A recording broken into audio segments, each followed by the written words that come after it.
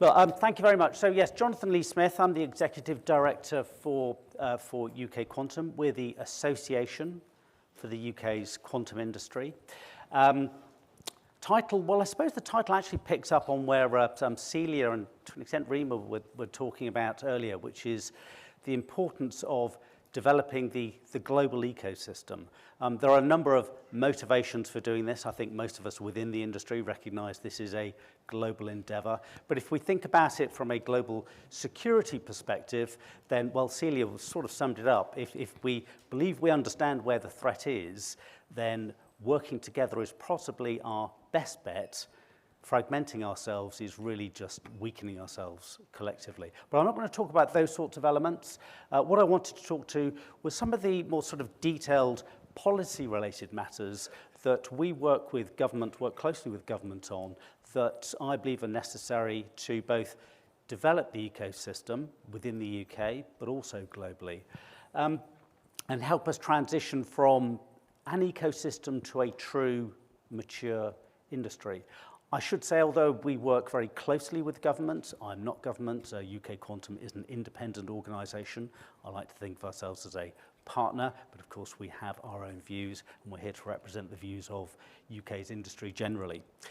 Now, I'm going to go through a few stages. I'll give a quick overview of UKQuantum itself and some of the work that we are doing.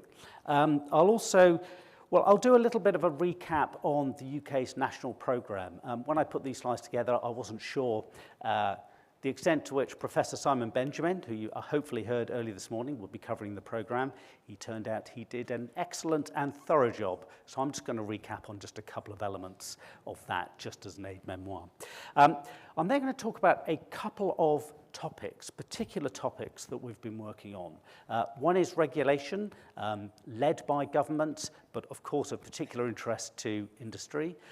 The other one is around responsible innovation, which is led by industry, but the UK government, and I think we heard it just earlier as well, also has a particular interest in as well. Finally, I'll end with a few sort of high-level recommendations. So let's start with UKQuantum. I think last time I was here, last year, I was talking about just over 40 members. I'm delighted to say that we are now roughly 60 members, so 50% up.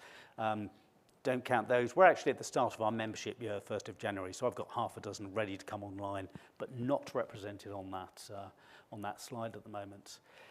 Like all of the organisations, we have a good deal of overlap between ourselves, so about 20% are from other countries who have operations within the UK, and I'm delighted to welcome them in. I mean, from our point of view, companies who have made a stake, are actively engaged in the UK, are a part of the UK ecosystem, and so we welcome them as full members into the organisation. But similarly, of course, if we have a look at the graph in the middle, and we can see most are small businesses, although I should say growing corporate levels as well. Indeed, I think 4 of my new members coming on are actually corporates. If we look at the sort of the top left, I said we worked closely with government, and these are some of the things that we're actually collaborating on at the moment. Standards. So any mature technology-based industry has to have a mature standards ecosystem around it as well. You need it for your supply chains, your customers require it of you. All of it is required to create a competitive and healthy market. So there's a lot of work within the UK on that, and we've established, excuse me, UKQuantum is a member in what's called the UK Quantum Standards Pilot, soon to be the UK Quantum Standards Network, which is really about helping facilitate and coordinate UK participation in international fora. So for those of you who follow it, you may be aware of the ISO IEC JTC3, which was formed very recently, but depends on what industry you're in as to which is your primary one. I'm from telecom, so the International Telecoms Union is pretty important. You can look at the IEEE, ETSI, and what have you. There are a multitude of organisations. So that's really about how we orchestrate ourselves. Skills. Well, I think we all know that skills is pretty critical. So the government has been, well, it's actually just at the tail end of an in-depth study as to what the skill requirements should be, but in particular, what the next actions should be. And that goes from schooling all the way through to PhD. For my part, I chaired the schools side of it. Regulation and responsible innovation, I put them under government engagement because both of these are topics, but I'm going to talk about those in a little bit more detail. Export controls, well, I'm going to touch on this at the very, very end, but I don't think we need a full discussion around that. Priority focus areas, well, actually, I'm going to talk about that in a minute because I'm not sure you want to see the internal structures, but it helps me to talk about the makeup of UKQuantum. Primarily, originally we sort of organised around these sort of 5 policy-oriented working groups. As you can see, we're very much, not so much of the internals of talking to each other, but consolidating our views to then represent them out both nationally and internationally. So you can see those across the top from standard skills, national strategy itself as well. TNF, if you're wondering what that means task and finish group. I'm not so keen on just spinning up groups and seeing what happens and letting them have a life until they wither away or blossom, hopefully. Instead, the approach really is task and finish. Clue, I hope, is in the title, which is starting up with a very clear objective for the group so that my members, usually stimulated by them, are coming together knowing what it is they're looking to achieve. And once that is done, can then decide, well, how might they move forward? The Responsible Innovation Group is just at that transition, having completed their first milestone, which I'll come back to in just a moment, and I expect that to become a full working group. But if I was to look at the International Year of Quantum, very much a banded activity. We will be celebrating all of next year, and then we will be done on that. And a couple of others that are just starting off. I'll note the quantum security. It was touched on earlier, promoting the importance of quantum security in all its forms is really quite important. We don't have the same sort of act that we've seen here in the US. So UKQuantum's quite keen to actually promote this to businesses at large, just to make sure there's sufficient awareness and preparedness there. Okay, actually the strategic stuff is baked into our own goals. You can see that. I mean, it's as much about supporting the global quantum ecosystem and the adoption. This works globally, it works then it will work for the UK as well. I highlight standards here as well. As I hinted at, I come from a telecoms background where standards is really ingrained in the entire industry, and I expect to see the same there. So we've put that up as a top goal, just to make sure we truly are engaged in that. And then finally, of course, it's to promote opportunities for UK companies themselves.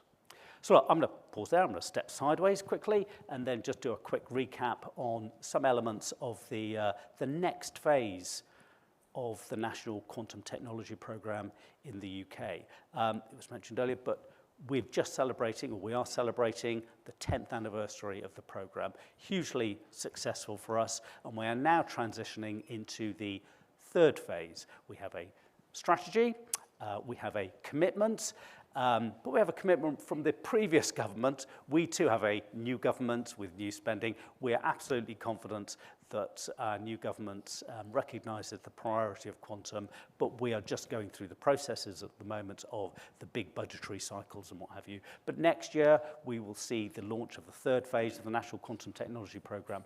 And a key difference from previous phases is that, well, we've had strong academic research, we've had strong support for collaborative R&D, but going forward, the focus is going to be how we convene and bring all of that together against 5 clear ambitions.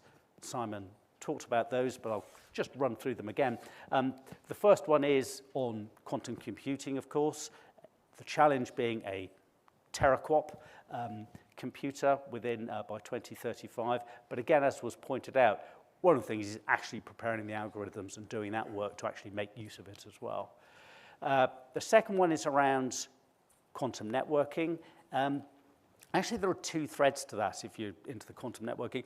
One is the entanglement-based networking, which we see right now happening within the data center. And Carmen, the CEO of New Quantum, was talking about UK's progress in that yesterday. Is that on purpose? Sorry, what's that? I'm saying, is the entanglement on purpose, or does it just happen? You're gonna, I was making a joke. You were saying you've achieved entanglement. oh, I wonder if it was accidental. I apologize. Where were we?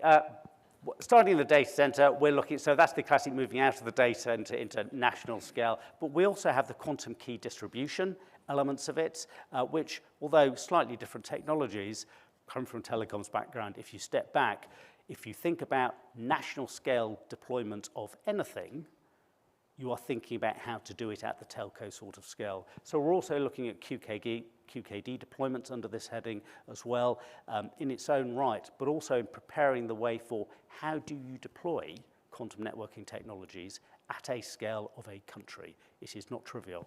So that's the networking. Third, sensing for health. This is a new area for the UK. So that's being spun up as a mission in its own right with, I mean, this is really ambitious, which is to get quantum-based sensing solutions into every NHS trust, which are groupings of hospitals in the UK by 2030. That is probably the most aggressive of all of the ambitions.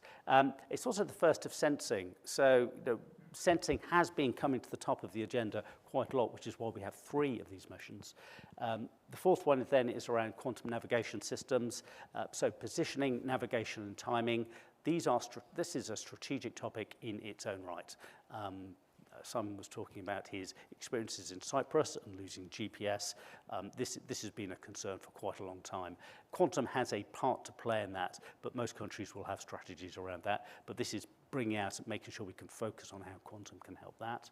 And then finally, it's networking quantum sensors, which dovetails back with the quantum networking.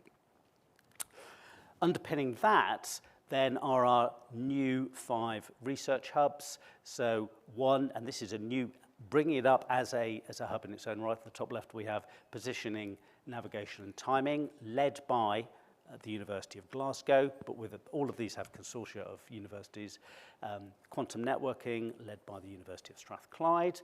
Sensing, imaging, and timing, which does overlap with the PNT stuff, but they're taking a slightly different focus, led by the University of Birmingham.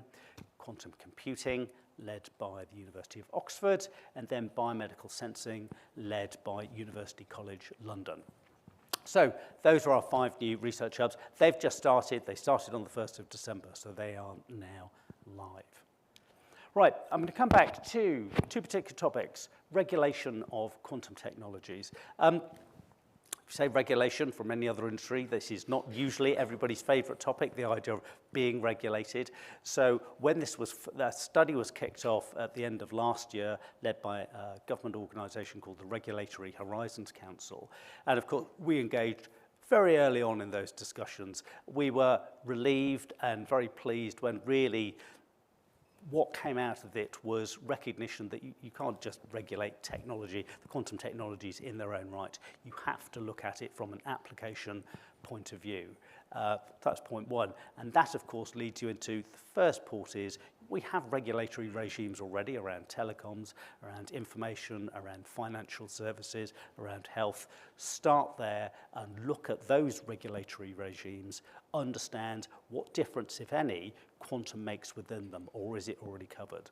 So those were the 2. We were pleased, and this was our position going into this. This is the right way to look at regulation. Develop any additional things that are needed, but start from where we are already. The third one, and this came out very strongly, was embedding principles for responsible innovation from the get-go. And this is 2 sorts of reasons for doing this. One is we're still in the experience with AI. We don't need to do that again. But the other is this is the right time to do it. Start now. It is a lot easier than trying to retrofit these sorts of principles, and it's a lot easier for business to internalize them. So I'm going to come back to those in a minute. Actually, the link, which you can't click, I should have put a QR code up. The government, a month or so, a couple of months ago, issued their response. So if we were pleased with the scope of the report, we were delighted that the government's response was, yes, we understand this, we accept this is the right way to go. So they're now moving into the next phase of regulators starting to look at exactly what sort of areas, how to best accommodate quantum technologies. So this is both the recommendations and also what was accepted by the government as well. So the Responsible Quantum Industry Forum, Jenny Bates, the Director General for the FCDO, spoke yesterday and called this out in particular. The forum is actually a collaboration between UKQuantum, an organisation called Tech UK, which is a general industry association in the UK, and the National Quantum Computing Centre. When we started talking about this, it was pretty, well, it was from my point of view, I sort of suggested that this is what we do, is we need industry to lean into this, but we need to do it collectively. So no one organisation within the UK should, well, we shouldn't be trying to do it separately, and we shouldn't really think about leading in any, we just should come together and then do it as a collective exercise. And that's really where Archive came from. And it was a few weeks ago we published our first pass of the Principles for Responsible Innovation in Quantum Technologies. I'm not going to go through these because these, I was really pleased, these sort of done in about 6 months, which was pretty good, with no real drama around them. Arguably, you could write out 80% of this in an afternoon if you go do some Googles and think about the work that's been done in AI. What's really important these is that they represent a consensus amongst the industry going, we're on the same page of what we're talking about and what we mean. What's actually important is on the right, which is, and this is what we're doing now, is, so we've got some principles, that's great. What's really important is what businesses do with them, how they internalize them. Because most of our larger stakeholders, I would like to be supported by Google, by IBM, they already have their principles to hand. And of course, they're all slightly different because they reflect them as their businesses. So that's the journey we want to go through with the quantum businesses, thinking about how these get embedded in their values, in their policies, and of course, in their practices as well. So that's where we're at with Archive. It's not so much the principles themselves, it's what you do with them, and that's where we're starting to focus. So I will end now on, well, going back to the global quantum ecosystem, 3 things, 1 for governments, 1 for industry, and 1 for us together. The first one, governments, this is my usual thing. It is fantastic that you are collaborating and want to collaborate together, but we need to see collaborative programs that industry can engage with and actually bring us together. Second one, open dialogue around national and global security. Okay, this is a very thinly veiled code around export controls. This year, we've seen the introduction within a number of countries, the UK before summer, the US fairly recently.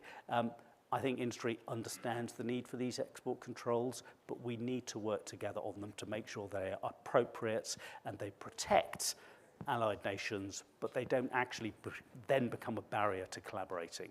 And that was some of the concerns we had with some first drafts. So, open conversation around those. Finally, industry should provide a coherent voice for the global ecosystem. Governments working together, of course, is one thing, but industry spans the nations as well. So UKQuantum, QEDC, the Danish Quantum Consortium, Quantum Delta, we all talk together as well because we have an overlapping industry members as well. And so there are political interests, but there are other interests of industry as well. So this is just recognizing that we do and should continue to collaborate. Right. That must be time. Thank you very much.